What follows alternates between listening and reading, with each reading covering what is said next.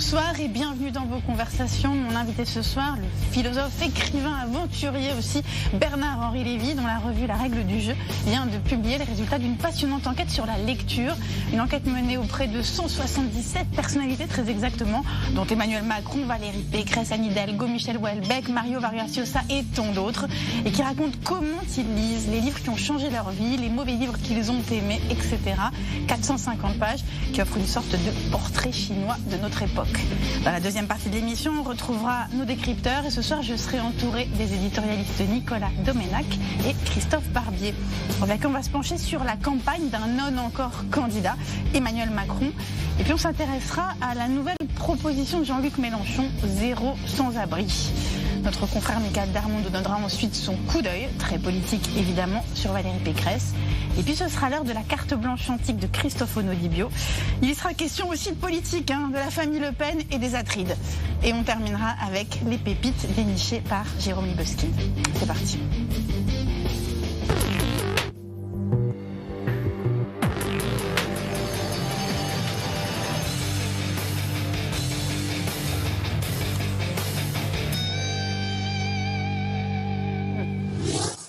Bernard-Henri Lévy, bonsoir. Bonsoir. Ravi de vous accueillir sur ce plateau. Alors, il y a 2 jours, vous avez tweeté « Marre de la tragédie familiale des Le Pen, ras-le-bol de ce vaudeville indécent, que pense la nièce, la tante, le grand-père ?» Comparé aux dernières nouvelles à Échille, Le Pen, en attendant, confirme à Madrid, comme Zemmour, son allégeance à Poutine. Là est le vrai scandale. Voilà. Le vrai scandale, d'abord, c'est de citer Échille à propos de Le Pen. Qu'on laisse Échille tranquille. C'est la première chose. La première indécence, elle est là. Première obscénité. Je veux dire, ce psychodrame vulgaire, graveleux, assommant, qui dure depuis 20 ans, voilà. Il ne mérite pas d'indulgence des commentateurs, premièrement.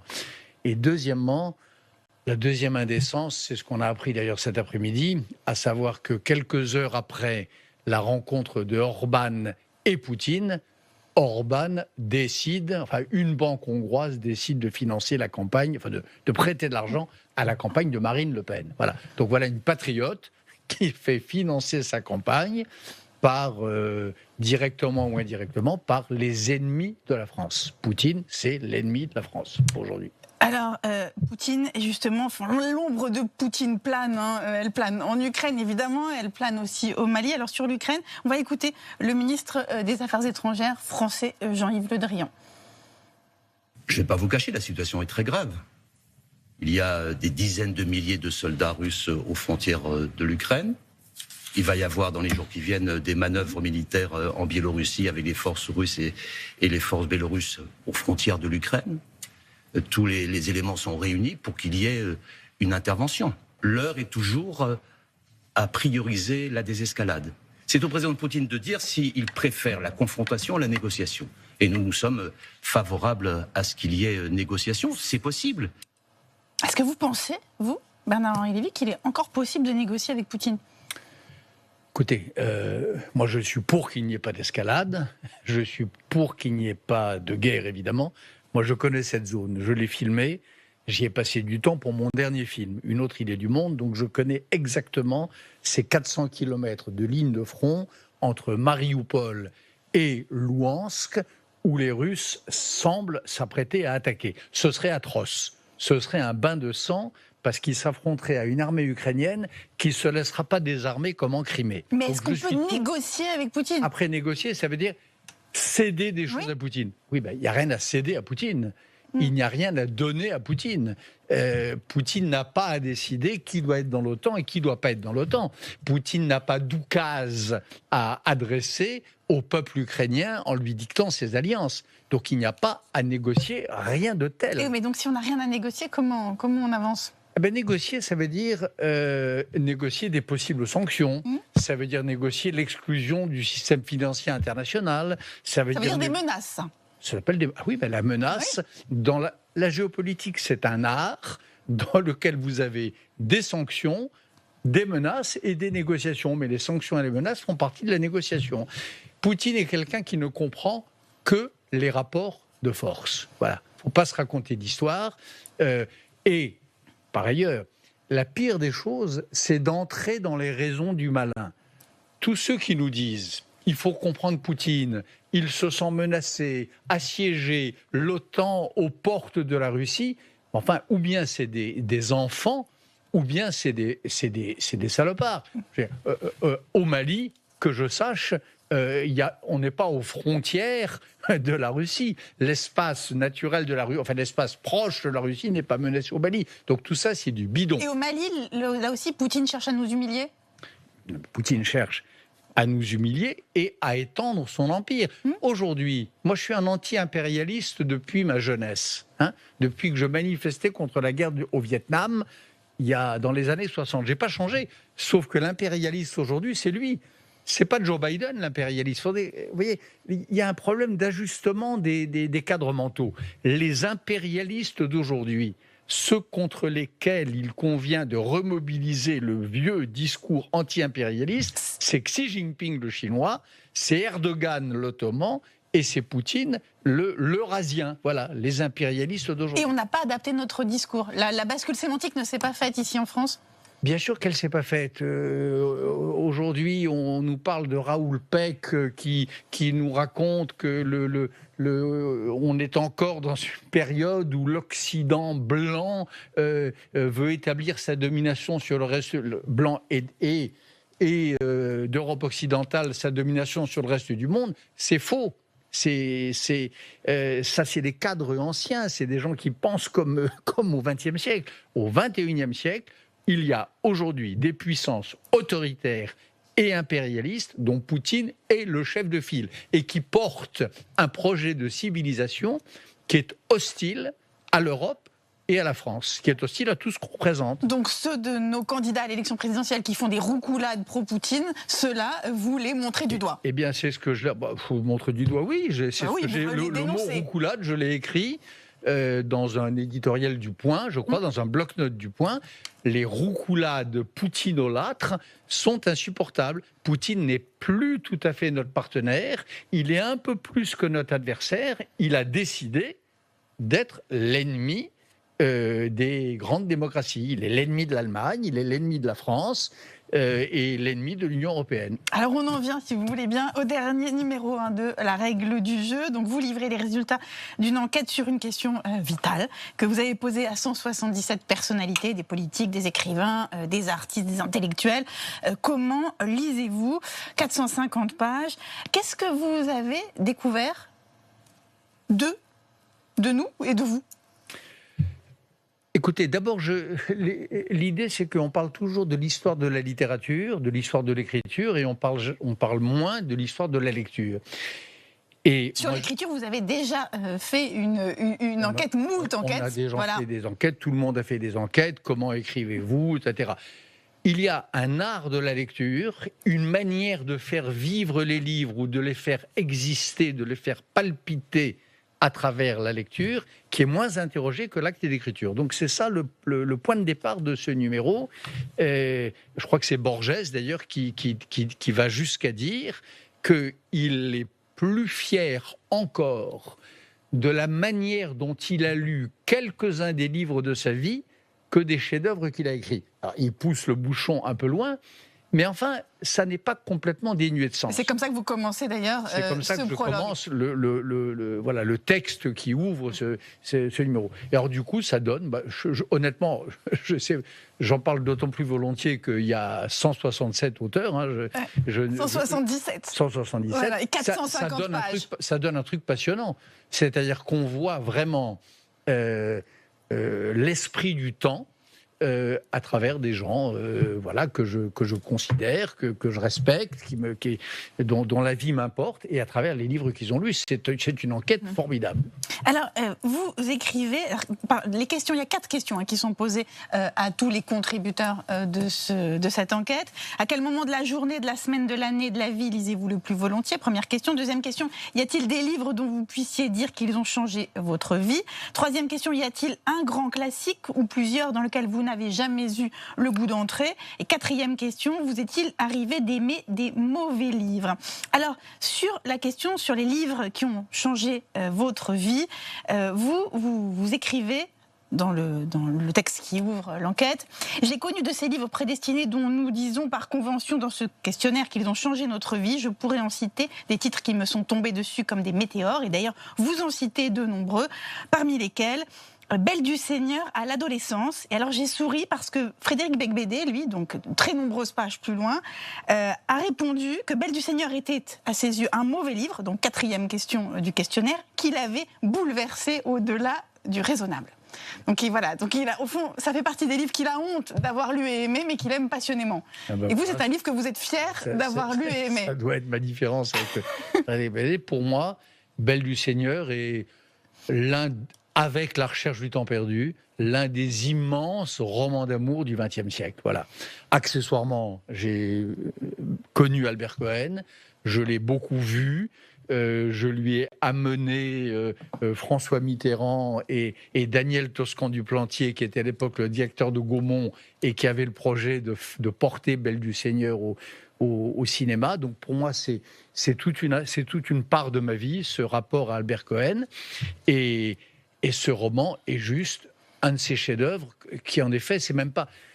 Comprenez, j'ai pas pris Belle du Seigneur un jour dans une librairie quand j'avais 20 ans. Belle du Seigneur m'est tombé dessus vraiment comme un météore extraterrestre. C'est-à-dire ce que vous il m'a ciblé, Mais c'est ça, vous posez la question, vous dites qui est premier du livre ou du lecteur ? Voilà. Est-ce moi vraiment qui vais au livre, le déniche, les lit, ou lui, le livre qui me vise, me cible, et telle une tête chercheuse, un missile guidé, le doigt de Dieu ou du diable me trouve et me torpille. Donc en fait, ce que vous nous dites, c'est que Belle du Seigneur vous a trouvé et torpillé. Il m'a trouvé, troublé et torpillé parfois pour le pire, mais en général pour le meilleur. Pour le pire, sur quel item ? Ah ben ça, Belle du Seigneur, vous savez, comme on vit pas pareil, quand on a lu un livre et quand on l'a pas lu, Belle du Seigneur fait partie des livres qui déclenchent en vous des passions, des mouvements irraisonnés de l'âme et par conséquent des actes déraisonnables. Donc j'ai commis dans ma vie des actes déraisonnables par amour, c'est-à-dire parce que j'avais lu Belle du Seigneur. Moi, je fais partie des gens, vous savez, c'est la fameuse phrase d'Oscar Wilde qui disait que l'événement le plus triste de sa vie, l'un des événements où l'événement était la mort de Lucien de Rubempré. Pour moi, l'un des chagrins de ma vie, c'est le suicide de Solal et Ariane du Seigneur. Voilà, c'est un des chagrins. Et c'est indépassable comme chagrin. C'est un chagrin, ça fait partie. J'ai des chagrins plus grands, mais parmi les chagrins qui demeurent en moi et qui parfois, dont les fantômes viennent parfois me réveiller la nuit, il y a ça. Il y a la fin de Belle du Seigneur. Je fais partie des gens qui mélangent la littérature et la vie. Et ça fait beaucoup de ceux qui ont collaboré à ce numéro, je crois. Alors ça, c'est un point commun.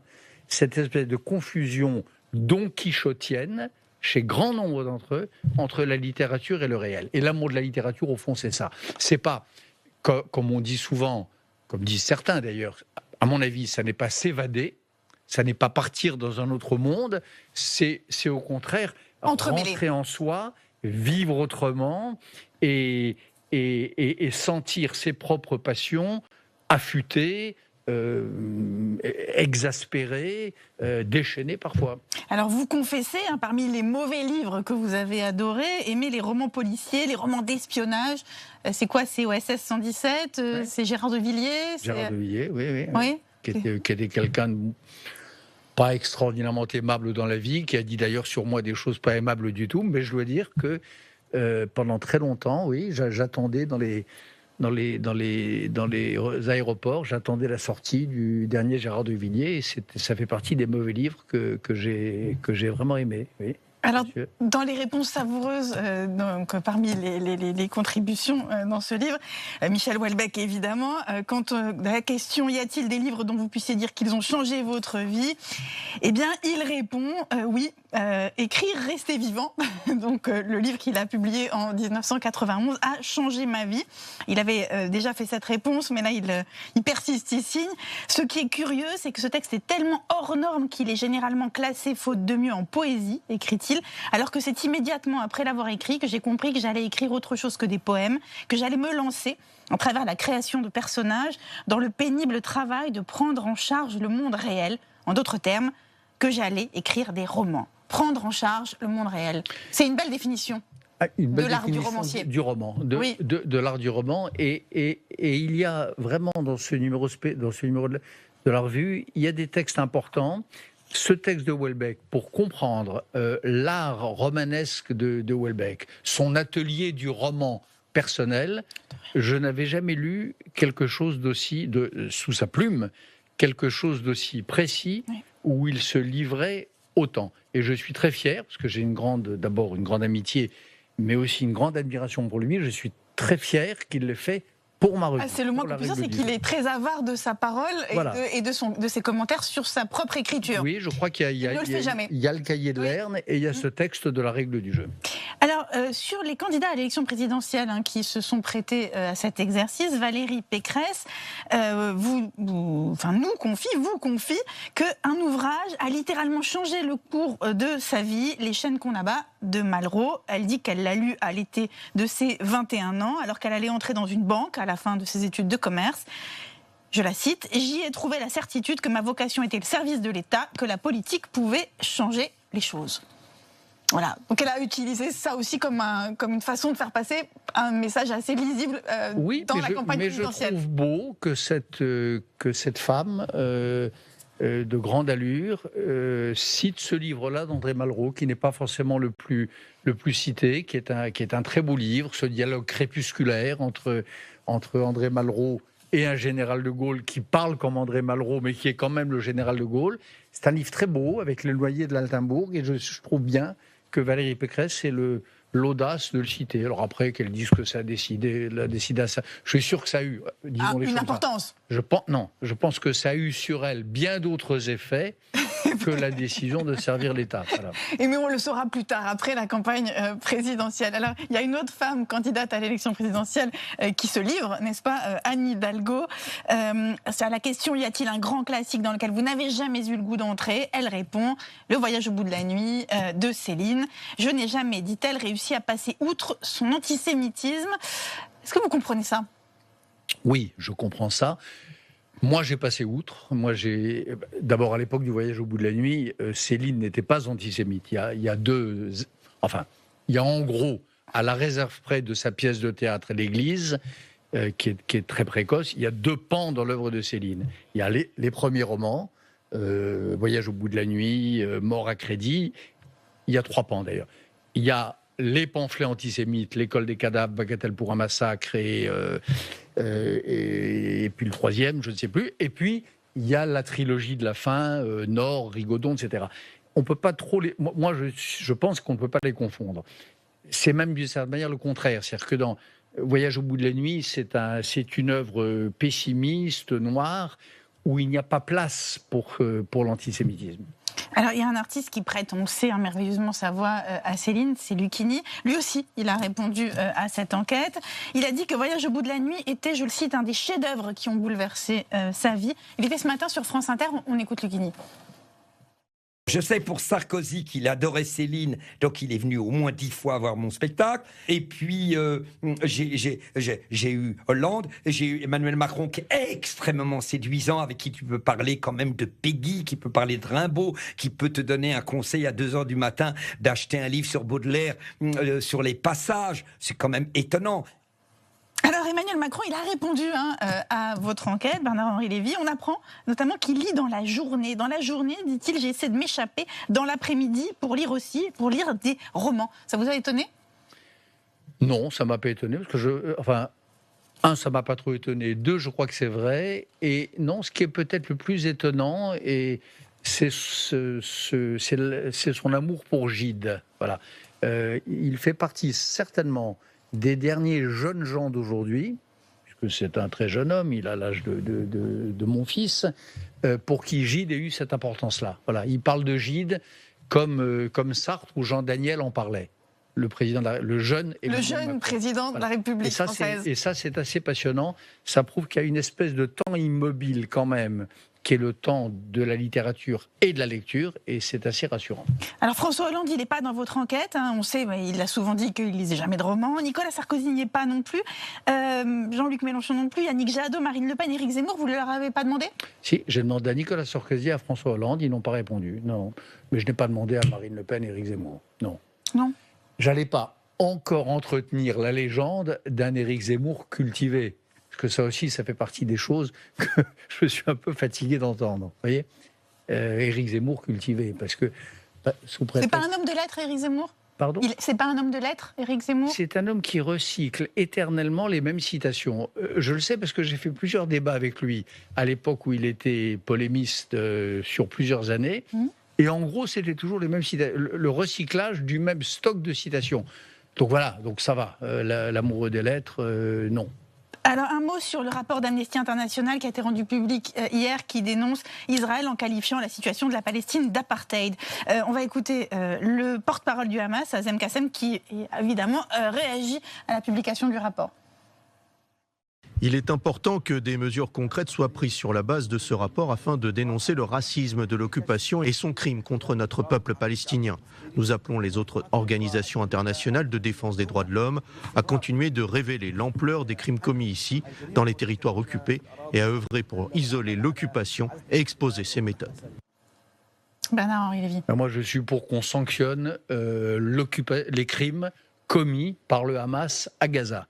Je suis pour qu'on sanctionne le fascisme islamiste, peut-être pas de ce monsieur que je ne connais pas, mais en tout cas de ceux qu'il représente. Et à part ça, voir Amnesty International s'embarquer dans cette mauvaise croisade, je trouve ça navrant. Voilà.